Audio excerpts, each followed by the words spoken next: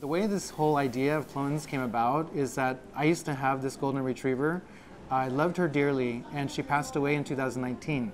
Now, since I was doing plush toys at the time, I asked my pattern maker, hey, as a way of remembering my beloved pet, can you try making a realistic clone of her? One of the things I like to say is that we're not taxidermy, so it removes that ick factor, right? Like, we're not actually using the real skin of the pet, but it looks realistic.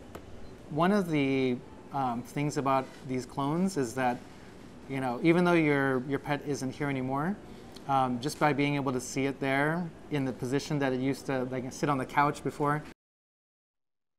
How sweet. That's David Tan of Pampanga, I hope I'm saying his name, toy company, right? Teddy Bear Company.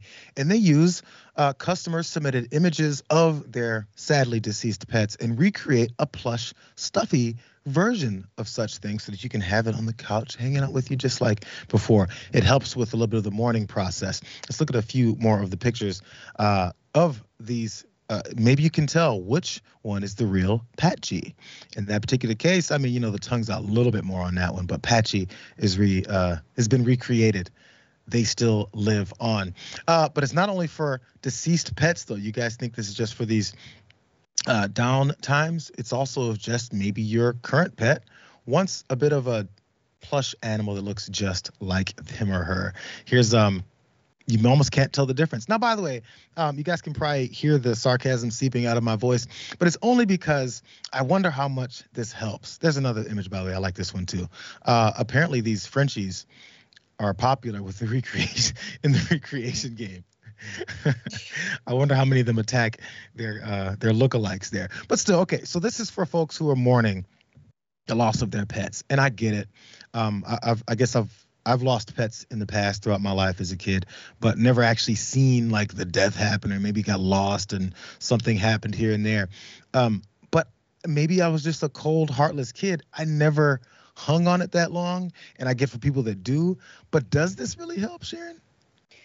I think it's almost scary. And I'm be honest with you, it goes beyond just pets because it wasn't that long ago where I saw a story of a grieving widower who had a life-size replica of his wife, okay?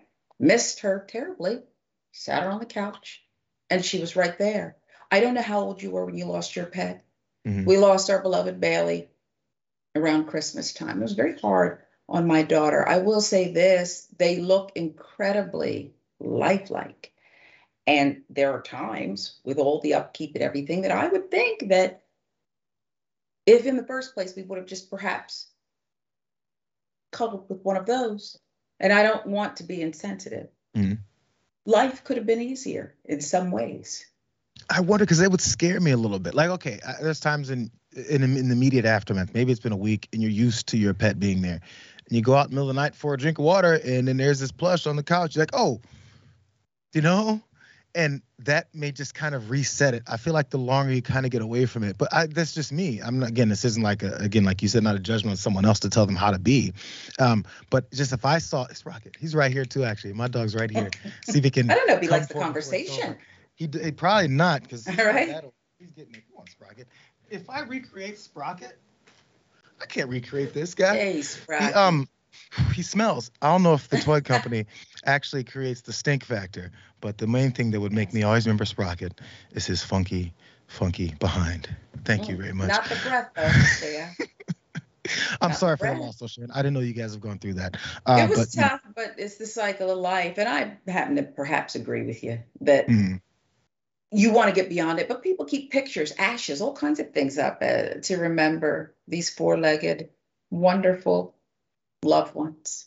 And maybe move on to the next one, maybe something similar, and that's gonna, a new love, a new personality in the house. It always works.